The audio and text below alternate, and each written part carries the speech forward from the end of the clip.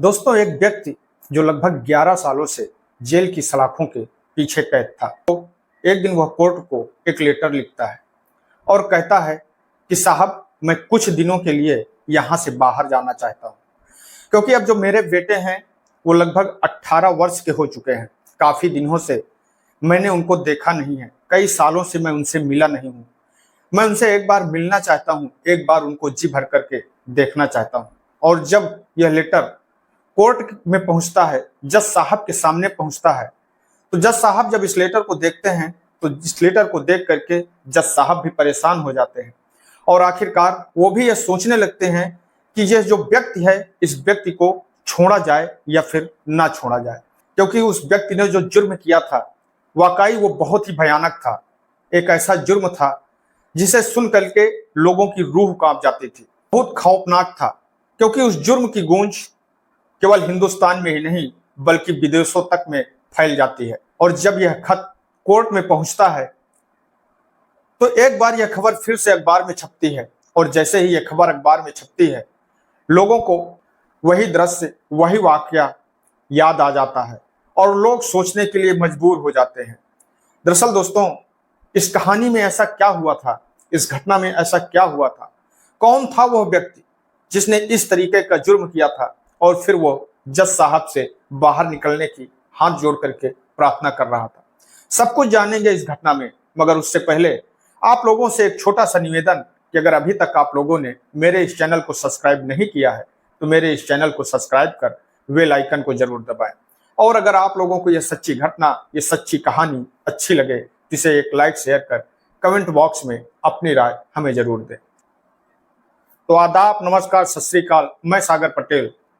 दोस्तों, आज की ये जो कहानी है, आज की ये जो घटना है, इस घटना की शुरुआत होती है उत्तराखंड की राजधानी देहरादून से। और देहरादून का एक इलाका पड़ता है प्रकाश नगर।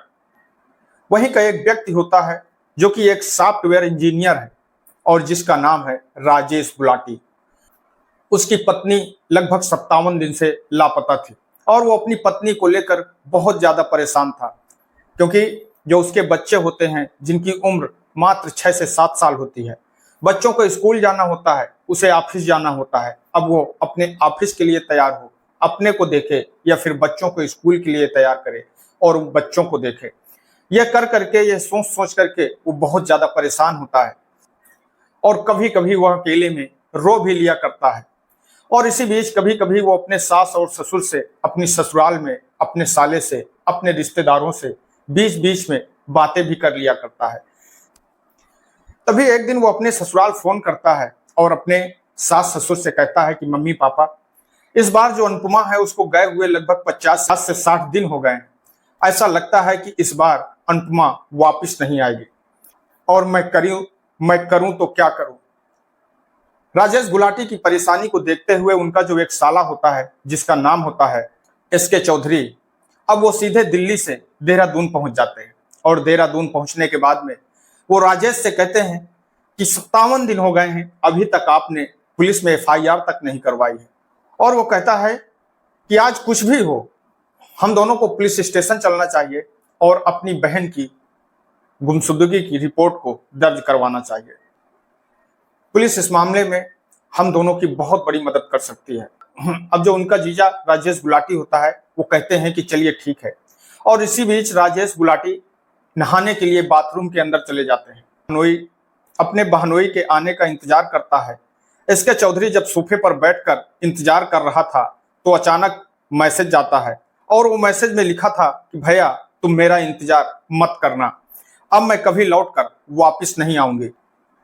तब यह मैसेज उसका जो भाई देखता है तो जैसे ही राजेश बाथरूम के अंदर से निकलता है तो सबसे पहले SK चौधरी इस मैसेज को दिखाता है कि देखो, बहन का मैसेज आया है। अभी तक उसका मोबाइल बंद था, स्विच ऑफ था, लेकिन अचानक से अब उसका मोबाइल ऑन हुआ है और उसको मैसेज लिखती है कि भैया, मुझे तलाश करने की कोशिश मत करना, अब मैं कभी वापस लौट कर नहीं आऊंगी।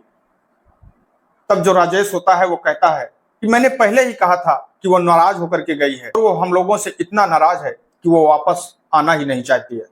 लेकिन तुम परेशान मत हो, वो जल्दी वापस लौट के आ जाएगी, इसलिए चलो कोई बात नहीं, अब थाने नहीं चलते हैं। वो बहनोई मना करता है। तब जो एसके चौधरी होता है वो कहता है कि कतई नहीं, हम दोनों को थाने चलना चाहिए और पुलिस को ये मैसेज को हमें दिखाना चाहिए, पुलिस जरूर उसको तलाश करके लाने की कोशिश करेगी और हमारी मदद करेगी। अब राजेश थाने जाने के लिए तैयार नहीं होता है। तभी जो एसके चौधरी होता है, उसका साला होता है, वो बार बार राजेश से थाने जाने की जिद करने लगता है। अब राजेश और एसके चौधरी, उसका साला, दोनों पुलिस स्टेशन जाते हैं और पुलिस स्टेशन जाने के बाद में वो उस मैसेज को पुलिस वालों को दिखाते हैं और दिखा करके अपनी बहन की गुमशुदगी की रिपोर्ट को दर्ज करवाते हैं। उस समय जो पुलिस वाले होते हैं वो उस केस को गंभीरता से नहीं लेते हैं और उसके बाद में राजेश और उसका साला दोनों अपने घर पर वापस आ जाते हैं। पर जैसे ही वो लोग अपने घर पर आते हैं, उसी के लगभग 2 से 3 घंटे के बाद में उस घर पर 5 पुलिस वाले आ जाते हैं। उसी केस के सिलसिले में, जो केस अभी से थोड़ी देर पहले जिसकी एफआईआर दर्ज करवाई गई थी। अब जो 5 पुलिस वाले उसके घर पर आते हैं, वो राजेश और उसके साले से पूछताछ करते हैं। राजेश की पत्नी जो होती है उसकी फोटो लेते हैं, उसकी फोटो देखते हैं। उसकी जितनी भी फोटो होती हैं वो शादी की फोटो होती हैं। उन फोटो को देखते हैं और देखने के बाद में जब वो लोग वहां से निकल करके चल रहे होते हैं, घर से बाहर निकल रहे होते हैं, उसी वक्त उनमें से एक पुलिस वाले की नजर घर के अंदर एक जो डीप फ्रिज रखा होता है उस डीप फ्रिज पर पड़ती है। दरअसल दोस्तों, ये जो डीप फ्रिज होता है अक्सर करके दुकानों में यूज किया जाता है। घर पर कोई लोग इस फ्रिज को यूज नहीं करते हैं और उस घर के अंदर जब उस डीप फ्रिज को देखता है तो उसके मन में कहीं ना कहीं कुछ विचार आता है। उसी समय वो अपने जो साहब होते हैं, इंस्पेक्टर साहब होते हैं, उनसे कहता है कि साहब, एक बात मेरी समझ में नहीं आई। वो बोलते हैं कि क्या है? तब वो कहता है कि साहब, इस घर के अंदर डीप फ्रिज रखा हुआ है। आखिरकार लोग इस फ्रिज का इस्तेमाल अक्सर करके दुकानों में करते हैं, पर यह तो घर पर रखा हुआ है। डीप फ्रिज दरअसल दोस्तों इतना बड़ा होता है जिसमें कि किसी भी चीज को आप आसानी से रख सकते हैं। तभी जो इंस्पेक्टर साहब होते हैं वो 5 पुलिस वाले तुरंत घर पर फिर से वापस आ जाते हैं। वापस आने के बाद में वो राजेश से पूछते हैं कि आखिरकार ये फ्रिज आप यहाँ पर क्यों रखते हैं? आपने इस फ्रिज को घर पर क्यों रखा है? तब जो राजेश होता है वो कहता है कि साहब, बस ऐसे ही हमने डेली यूज के लिए रख लिया था। वो बोलते हैं कि इसके अंदर है क्या? कहता है कि साहब, बस कुछ नहीं है। देखते हैं कि उस डीप फ्रिज में ताला भी लगा होता है। वो कहते हैं कि क्या आप इस ताले को खोल सकते हैं? राजेश कहता है कि साहब, मेरी पत्नी अनुपमा जब गई है उसी ने इस पे ताला बंद किया था, इसकी चाबी उसी के पास में है। तब से अभी तक हमने इसको खोला ही नहीं है, हमें इसकी कोई जरूरत ही नहीं है। अब जब पुलिस वाले उस फ्रिज को गौर से देखते हैं तो उन्हें ऐसा लगता है कि जैसे ये फ्रिज 57 दिन पुराना नहीं हो सकता। ऐसा लगता है उन्हें कि ये फ्रिज कुछ दिन पहले का ही खरीदा हुआ है। तभी वो लोग उस ताले को तोड़ने का फैसला करते हैं। जैसे ही उस ताले को तोड़ा जाता है, फ्रिज खोलते हैं तो देखते हैं कि फ्रिज के अंदर छोटी छोटी पॉलीथीन में 1 से 1.5 किलो 2 किलो ऐसे करके कुछ सामान रखा होता है। अब पहली पन्नी उठाई जाती है, पहली पॉलीथीन उठाई जाती है, तो पहली पॉलीथीन को उठा करके जब बाहर निकाल करके खोला जाता है, मीट होता है। मीट कोई चौंकाने वाली बात नहीं है, अक्सर लोग घरों में खाने के लिए यूज करते हैं। पुलिस वाले दूसरी पॉलीथीन को उठाते हैं और जैसे ही पुलिस दूसरी पॉलीथीन को उठाती है, दूसरी पॉलीथीन उठाती है, तो उसके अंदर भी मीट होता है। उससे कोई बदबू नहीं आ रही होती है क्योंकि उसमें बर्फ जम चुकी होती है। पुलिस वाले जब तीसरी पॉलीथीन को उठाते हैं तो तीसरी पॉलीथीन के अंदर मीट ही होता है, पर उसके अंदर कुछ ऐसा होता है जिसे देख करके पुलिस वाले भी चौंक जाते हैं। दरअसल दोस्तों, उस पॉलीथीन के अंदर एक हाथ होता है, उंगलियां होती हैं। यह देख करके पुलिस वाले भी हैरान हो जाते हैं। पुलिस वाले कांपने लगते हैं और जो उनका साला होता है, एसके चौधरी होता है, वो भी कांपने लगता है। उसी समय जो पुलिस वाले जब राजेश से पूछते हैं कि आखिरकार ये कौन है, तब राजेश जो होता है वो कहता है कि साहब, यही अनुपमा है। और वो बैठ करके फ्रिज की टेक लगा करके बैठ जाता है और बहुत तेजी तेजी से रोने लगता है। उसके रोने को देख करके किसी को यह नहीं लगता था कि जैसे कि वो बनावटी रोवाई रो रहा हो। वो बिल्कुल, उसकी आंखों में आंसू थे, वो दर्द था। ऐसा लग रहा था कि आखिरकार उसे अपने किए पर पछतावा है। से अब पुलिस वाले जब उस फ्रिज के अंदर से पूरे पॉलीथीन के पैकेट निकालते हैं तो पॉलीथीन के टुकड़े, वो पॉलीथीन के पैकेट करीब 35 होते हैं। और जब पुलिस वाले उससे पूछते हैं कि बाकी हिस्से कहाँ हैं, तब वो कहता है कि साहब बाकी हिस्से में फेंक चुका हूं। पुलिस वाले सख्ती से उसके साथ पूछताछ करते हैं, तब वो पूरी कहानी बयां कर देता है। वो बताता है कि साहब जब 1999 में वो दिल्ली के एक कॉलेज में पढ़ाई करता था, एमसीए कर रहा था। उसी एमसीए करने के दौरान उसकी मुलाकात उसी कॉलेज में अनुपमा पटेल से हो जाती है और वो दोनों एक दूसरे से प्यार कर बैठते हैं। प्यार तो प्यार है, जब उनकी शादी को घर वाले मंजूर नहीं करते हैं तो दोनों यहाँ से अमेरिका चले जाते हैं और वो दोनों अमेरिका में जाकर के सेटल हो जाते हैं। अमेरिका में ही नौकरी करने लगते हैं, क्योंकि जो कोर्स राजेश ने किया था वही कोर्स अनुपमा ने भी किया था। वो दोनों अच्छा पैसा कमाने लगते हैं, लेकिन इसी बीच अनुपमा 2 बच्चों को एक साथ जन्म देती है, जुड़वा बच्चों को जन्म देती है।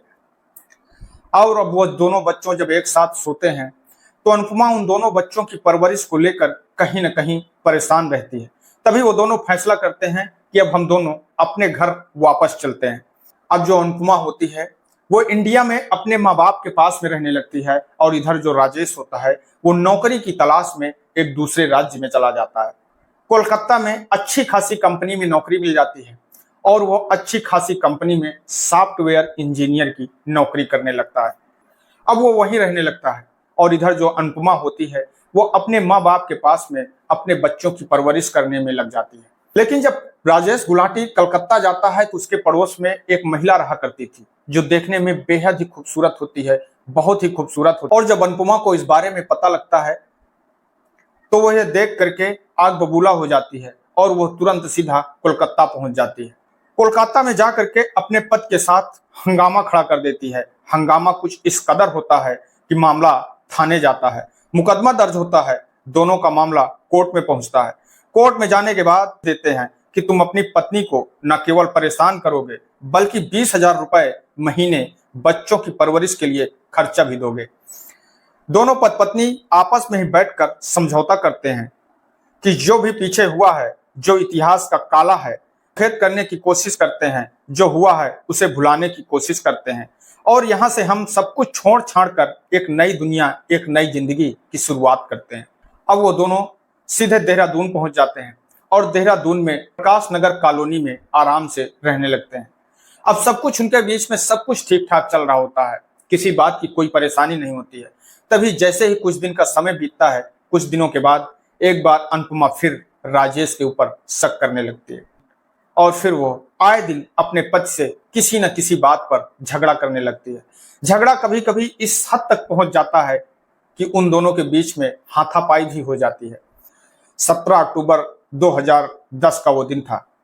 बच्चे तो घर पर होते हैं जो पहले ही सो जाते हैं और बच्चों के सोने के बाद में अनुपमा और राजेश के बीच में झगड़ा होने लगता है। झगड़ा कुछ इस कदर होता है कि उन दोनों के बीच में हाथापाई होने लगती है और उसी वक्त जब राजेश गुस्से में आकर के अपनी पत्नी अनुपमा को धक्का देता है तो अनुपमा गिर करके बेड पर टकरा जाती है और वो बेहोश हो जाती है। लगभग आधा घंटे का समय बीत जाता है। आधा घंटे तक अनुपमा को होश नहीं आता है। तभी वो देखता है कि उस जो अनुपमा है उसकी सांसें चल रही होती हैं। वो अपने मन में विचार करता है और तभी वो ये सोचता है कि एक बार उसने उस पर केस किया था, उसे जेल जाना पड़ा था। अगर दोबारा ये जिंदा बची तो ये फिर से दोबारा हमारे ऊपर केस करेगी और हमें फिर से जेल जाना पड़ेगा। तभी वो अपनी पत्नी को मारने की कोशिश करने लगता है। उसी वक्त जो अनुपमा होती है वो चिल्लाने लगती है, वो बोलने लगती है, उसे होश आ जाता है। तब जो राजेश होता है जो अपने घर से रुई लेता है और रुई लेकर के उसके मुंह में रुई ठूंस देता है और रुई ठूंसने के बाद और फिर वो अपनी पत्नी की हत्या कर देता है।